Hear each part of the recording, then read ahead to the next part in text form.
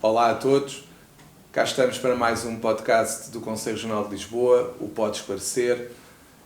Hoje iremos falar sobre um tema que tem aparecido muito nos meios de comunicação social nos últimos tempos, e não só nos últimos tempos, já há alguns anos, nomeadamente a propósito dos desaparecimentos de armas que têm sido falados na comunicação social e mais recentemente do alegado, eu diria, da alegada desobediência de alguns marinheiros relativamente a ordens que teriam sido dadas para embarcar e fazer uma missão e cumprir uma missão. Sei que os termos não serão os mais corretos, mas é de quem não foi militar, de facto, nem o Exército me quis, fiquei na reserva territorial, mas de qualquer forma, hoje vamos falar um bocadinho sobre as diferenças entre a justiça militar e a justiça, se quisermos, civil. E por isso convidei o nosso colega Manuel Ferrador, que foi militar, advogado atualmente e que também é vogal do Conselho Regional de Lisboa e que tem andado por aí numa série de entrevistas na comunicação social até a falar e a tentar esclarecer sobre a matéria da justiça militar. A primeira grande questão é, e porque de facto toda a gente questiona, é possível um militar desobedecer a uma ordem direta ou não? Bom dia ou boa tarde. Antes de mais, agradecer o convite que me foi endereçado, Dr. João Massano, muito obrigado. Efetivamente, iremos falar sobre o processo disciplinar militar e o procedimento criminal militar, que de facto tem algumas diferenças em relação à justiça civil. Antes de mais, dizer o seguinte, que numa organização como as Forças Armadas que são estruturadas e hierarquizadas, tem que existir a disciplina. Digamos que a disciplina é o elo essencial, é a argamassa, é o farol do cumprimento da missão e das atribuições das Forças Armadas. Direi mesmo que sem disciplina seria impossível cumprir a missão.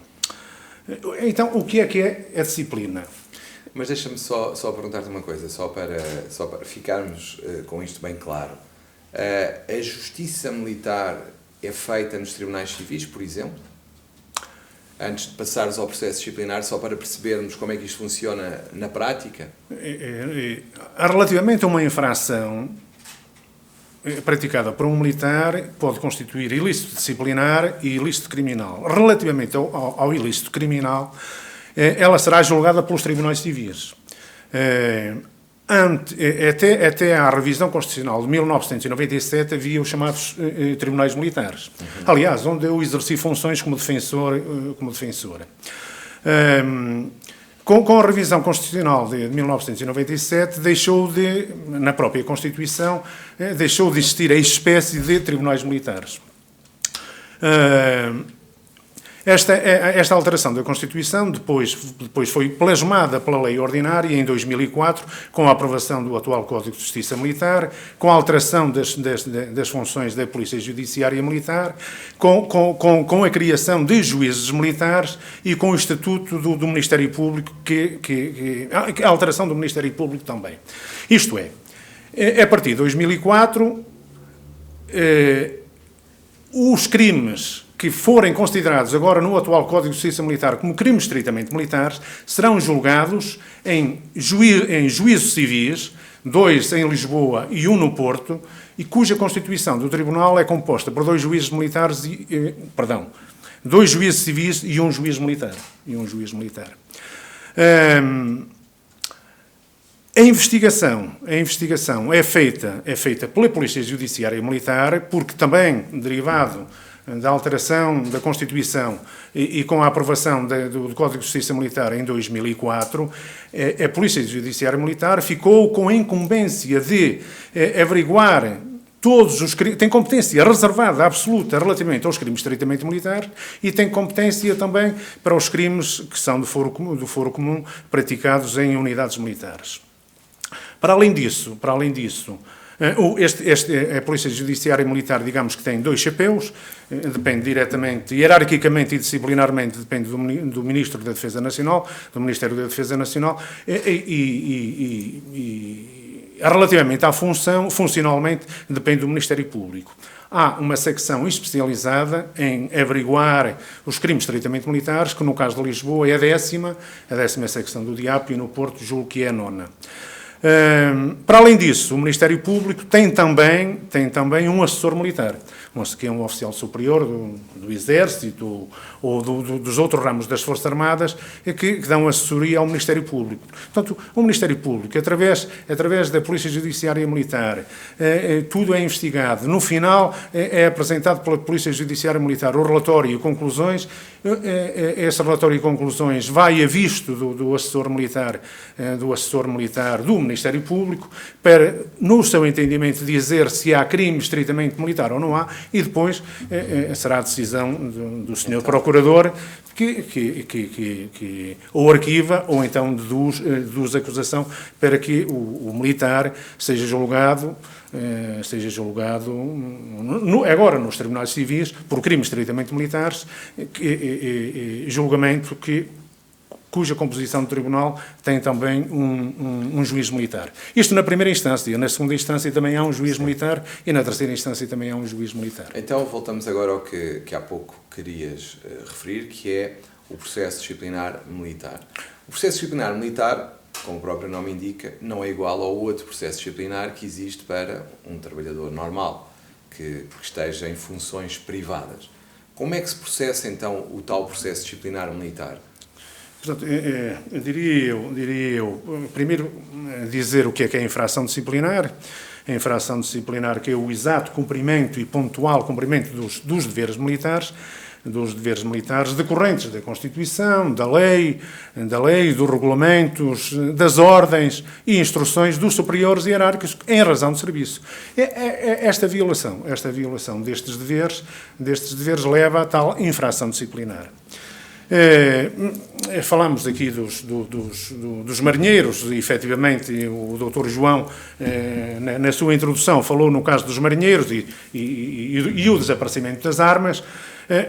A priori, e sem querer entrar no caso concreto, e também fazendo jus ao princípio da presunção de inocência, neste caso terá sido dada uma ordem legítima, legal, no local de serviço e em razão de serviço, e esta ordem, não tendo sido cumprida, e se a ordem tiver estas características que eu acabei de referir, legal, legítima porque foi dada pelo superior hierárquico, legal porque cumpre todas as leis, foi dada em local de serviço e em razão de serviço, em princípio não estou a ver outra razão que não pudesse levar à abertura do processo disciplinar. Só há uma que vem expressamente no regulamento de disciplina militar, é quando ela conduz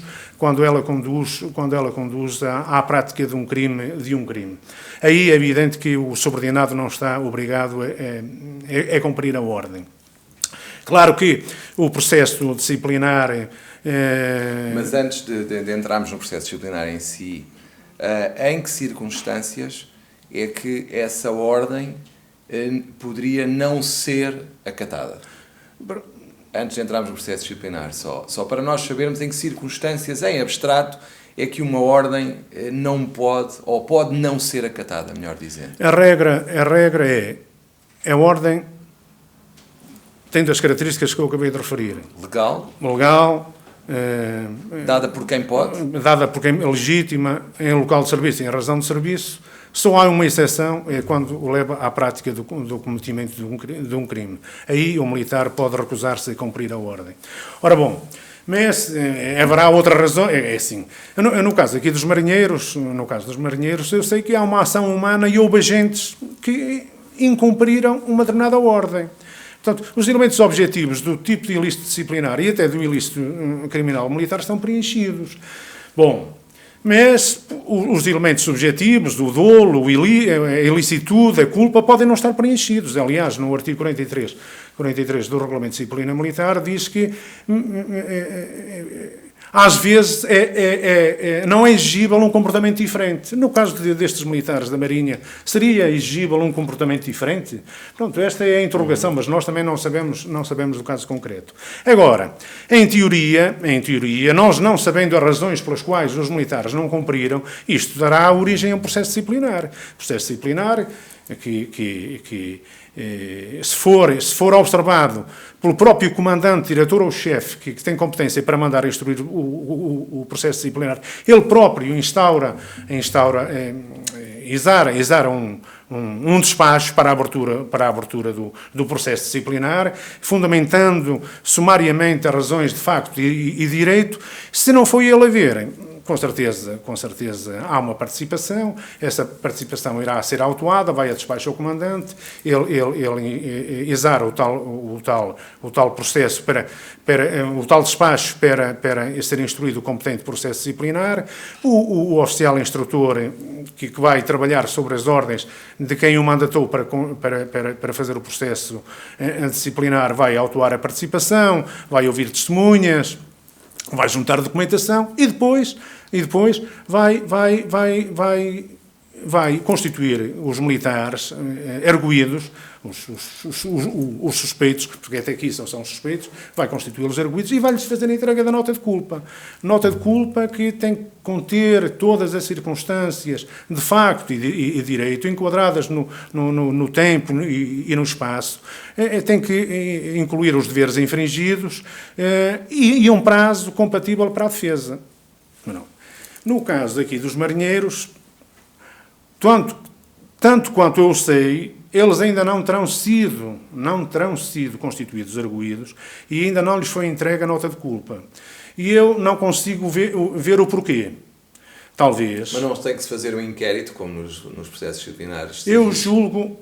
Continuamos em procedimento disciplinar. Se os factos são óbvios, não é? O comandante, diretor ou chefe que tem competência disciplinar manda instruir logo o processo disciplinar. E o processo disciplinar começa com a constituição do arguido e a entrega da nota de culpa. Se os factos não forem óbvios, o comandante, em vez de mandar instruir o processo disciplinar, manda primeiro instruir o competente processo de averiguações. Mas, por exemplo, a questão aqui para nós mais relevante é, em abstrato, perceber o seguinte: pelo que foi referido até agora por ti, os militares só se podem recusar a cumprir ordens caso faltem os tais elementos que referiste. Não há outros elementos que possam ser aduzidos que possam justificar o incumprimento de uma ordem? Doutor João, é evidente que a regra do não cumprimento só estou a ver a priori. É a regra essencial. É a regra. Quando leva ao cumprimento de um crime. Mas eu estava a dizer há bocado, e se calhar depois fui interrompido e não segui bem o meu raciocínio, os elementos objetivos estão preenchidos, provavelmente os elementos objetivos não estarão preenchidos. Será que estes militares quiseram mesmo conhecer e praticar o crime? Será que não há nenhuma causa de exclusão de ilicitude? Por exemplo, conflito de deveres. Estou eu a imaginar, será que eles por um lado têm o dever de cumprir a missão, mas por outro lado, e aliás, porque também há graduados que incumpriram, sargentos, que têm os seus subordinados que são praças. Será que estes militares graduados também olharam para o facto de os seus subordinados, a segurança e a integridade física dos seus subordinados estar posta em causa? Portanto, eles poderão ter atuado em conflito de deveres. Claro. E pode haver também uma causa de exclusão da culpa. No fundo, o processo disciplinar militar é subsidiário dos códigos penais, nomeadamente do Código de Procedimento Administrativo e do Código de Processo Penal. Porque, no fundo, eu só estou a ver aqui esta regra, mas aplicando a regras... Claro, pode haver outras. Mas o que se passa, no fundo, é que, apesar de ser um processo diferente e assente na tal hierarquia e na tal disciplina essenciais numa hierarquia militarizada, não deixa de ter alguns requisitos mínimos de garantia dos direitos processuais. Sim, eu costumo falar aqui, por exemplo, com a nota de culpa, abre-se aquilo que eu costumo chamar o direito de audiência. O direito de audiência que, no meu entendimento, subdivide em 5 vetores. O militar arguído, quando lhe foi constituído arguído e lhe foi entregue a nota de culpa, tem direito aqui a receber efetivamente a nota de culpa, onde todos os factos estão circunstanciados no tempo, no espaço e os deveres infringidos. O direito à nota de culpa. O direito é um prazo compatível para a sua defesa. Não pode ser inferior a 10 dias. 10 dias úteis. Porque o Regulamento de Disciplina Militar, aliás, o Regulamento de Disciplina Militar está de acordo com o Código de Procedimento Administrativo, e aqui os prazos são sempre dias úteis. Portanto, direito a uma nota de culpa, bem elaborada, um prazo compatível. O direito de defesa do arguido. O arguido tem direito a dizer que não concorda com razões de facto e de direito. E circunstanciar o porquê. E dizer o porquê. E dizer o porquê. Pode requerer diligências, pode requerer certidões e tem o direito a constituir mandatário ou oficial das Forças Armadas. Portanto, são estes 5 vetores. O direito à audiência do arguido tem estes 5 vetores. O direito à nota de culpa, direito a um prazo compatível, direito à sua defesa, direito à constituição do advogado e a consultar o processo e extrair certidões. E depois da nota de culpa, depois dele poder exercer esses direitos todos, o que é que acontece a seguir? O oficial, o direito de defesa, arrolar testemunhas, eu também falei, o arguido pode arrolar 3 testemunhas por cada facto.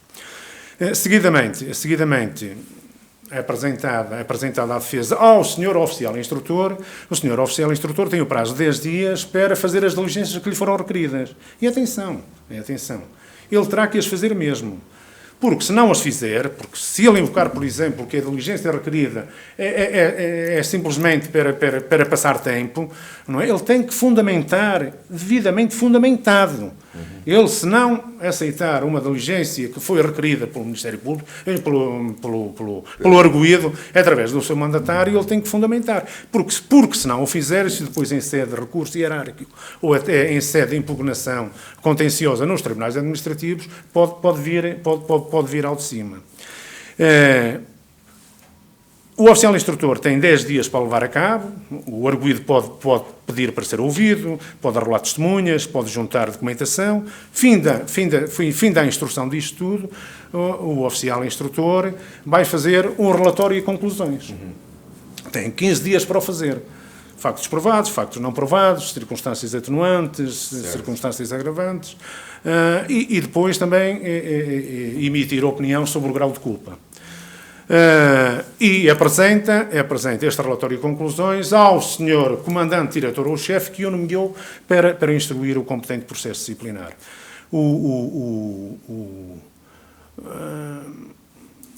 O comandante, diretor ou chefe pode não concordar e mandar fazer diligências que não tenham sido feitas. Pronto, no fundo, eu direi que o oficial instrutor do processo, eu interrogo-me se ele é verdadeiramente o titular, se ele, porque ele no fundo está a trabalhar para alguém que o mandou fazer, é o executante. E depois o comandante, diretor ou chefe tem 15 dias para decidir. 15 dias para decidir. Com base no relatório. Com base no relatórios. Se decidir arquivar, pronto, o processo termina. Se punir, vai-se abrir a fase de impugnação. Neste caso, primeiro graciosa, para depois irmos à contenciosa. Graciosa, temos a reclamação e o recurso hierárquico necessário. Atenção. Sempre dentro do Exército. Sempre. Das forças. Do ramo, porque as Forças Armadas têm 3 ramos, o Exército, a Marinha e a Força Aérea. Portanto, punido o militar, notificado, abre-se o prazo para ele reclamar ou então recorrer hierarquicamente. A reclamação não tem efeitos suspensivos, atenção que o militar que tenha sido punido, se for pela reclamação, e estiver à espera da decisão da reclamação, pode, entretanto, deixar passar o prazo do recurso hierárquico necessário e depois já não há caminho a fazer. Claro. Portanto, o melhor será recorrer hierarquicamente, e agora nos termos do novo Regulamento de Disciplina Militar, para o topo da hierarquia. Neste caso aqui dos marinheiros, será para o chefe de Estado-Maior da Armada. O chefe de Estado-Maior da Armada. Recurso hierárquico necessário. E ele depois tem 30 dias para decidir. Se o processo acabar aqui, tudo muito bem. Se não acabar aqui, do recurso hierárquico necessário do topo da hierarquia, já não há mais recurso hierárquico, teremos que ir para os tribunais administrativos. E tem efeito suspensivo? O recurso hierárquico necessário tem efeito suspensivo. Já terminado o prazo para o recurso hierárquico necessário, ou se não tiver sido obtido ganho de causa com o recurso hierárquico necessário, isto é, o chefe de Estado-Maior da Armada, neste caso, indeferir o recurso, o que diz o Regulamento de Disciplina Militar é que, esgotado o prazo para o recurso, ou então indeferido o recurso, dá-se o cumprimento da pena. A situação com a qual eu efetivamente não concordo, mas há aqui a possibilidade de fazermos uma providência cautelar que também para impedir a execução imediata. E eu diria que também haverá diferenças entre as sanções que podem ser aplicadas pela Justiça Militar em comparação com as sanções disciplinares civis. Aqui é o grande busilis da questão. Efetivamente, as penas disciplinares previstas no Regulamento de Disciplina Militar vão da repreensão agravada à prisão disciplinar. E depois ainda há processos especiais que são a reforma compulsiva e a separação de serviço, mas isto é só para oficiais ou sargentos do quadro e é perante um processo próprio que decorre naquilo que nós chamamos de Conselho Superior de Disciplina do Exército. Ora bem, Dr. João, pela panóplia de penas que podem ser aplicadas, as penas principais vai de repreensão a prisão disciplinar. Logo pela prisão disciplinar, há aqui uma pena curta. Pode ir até quanto tempo? 20 dias ou 30 dias. Claro que é uma pena de prisão de curta duração, mas está aqui uma coisa que é singular. Só no Regulamento de Disciplina Militar é que é possível uma entidade administrativa aplicar uma pena de privação da liberdade que só é aplicada jurisdicionalmente. Portanto, só aqui, esta é uma grande diferença. E discutiu-se e discute-se se esta entidade administrativa, porque o direito disciplinar militar é direito administrativo especial, discute-se aí na doutrina se efetivamente esta entidade tem ou não o direito de punir com prisão disciplinar. Mas, então, uma pessoa pode ser presa mesmo numa cadeia igual? Há uma casa de reclusão própria. Para cumprimento da prisão disciplinar, há uma casa de reclusão própria. Mas essa pena, só o facto de ser privativa da liberdade também permite um ataque judicial, ou não? Claro, é evidente. Por ser uma privação de liberdade, ou não? Ou seja, quando nós impugnamos... Já foi discutida a constitucionalidade da situação? Bom, ou ainda não foi? Há restrições. A própria Constituição prevê que assim seja. Relativamente às Forças Armadas e aos militares, há restrições de direitos, liberdades e garantias que estão previstos na própria Constituição. Portanto... Mas discute-se, doutrinariamente discute-se, muito embora a Constituição... O permita, discute-se doutrinariamente se isto deveria ser assim ou não. Pois, porque de facto choca-me um pouco, a mim, enquanto jurista, a situação de uma privação de liberdade nesses termos. Mas há também outra questão que eu andei a pesquisar, que tem a ver com a questão da aplicação desse regime aos militares da GNR. Sim, os militares eu não conheço bem o regime disciplinar da GNR. Julgo que já não tem a prisão disciplinar. Julgo que já não tem a prisão. Houve tempos Houve tempos em que os militares da GNR também estavam sujeitos ao regulamento de disciplina militar, porque eles são uma força militarizada. Claro. Hoje só estão sujeitos ao Código de Justiça Militar. Hoje estão sujeitos ao Código de Justiça Militar. Portanto, só para sintetizar, o militar que não concorde com a aplicação da sanção disciplinar pode sempre recorrer a um tribunal administrativo para impugnar essa sanção. Desde que a punição seja levada ao recurso hierárquico necessário. Necessário, sempre. Este recurso hierárquico necessário é evidente. Por exemplo, aqui os militares da Marinha.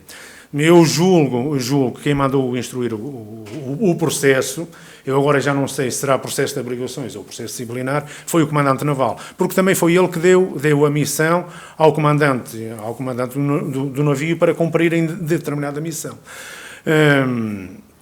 O recurso hierárquico, se os militares, se acabarem por ser punidos, fizerem o recurso hierárquico necessário, ele é entregue na entidade que mandou instruir o competente processo disciplinar, pode percorrer todo o caminho até ao chefe de Estado-Maior da Armada, mas os diversos comandantes já não podem alterar absolutamente nada, podem emitir uma opinião sobre a bondade ou não bondade da punição. Porque depois quem decide é o chefe de Estado-Maior da Armada. Ao contrário do antigamente. Nós tivemos em vigor, durante 30 anos, o antigo Regulamento de Disciplina Militar, aprovado em 1976, pelo Conselho da Revolução, e aí o escalão primeiro, por exemplo, no Exército, tinha competência disciplinar, era o comandante de companhia. O comandante de companhia punia um militar, o comandante de batalhão podia agravar, o comandante do regimento podia agravar, o comandante da região podia agravar e o comandante supremo, assim sucessivamente. Isto hoje já não é possível.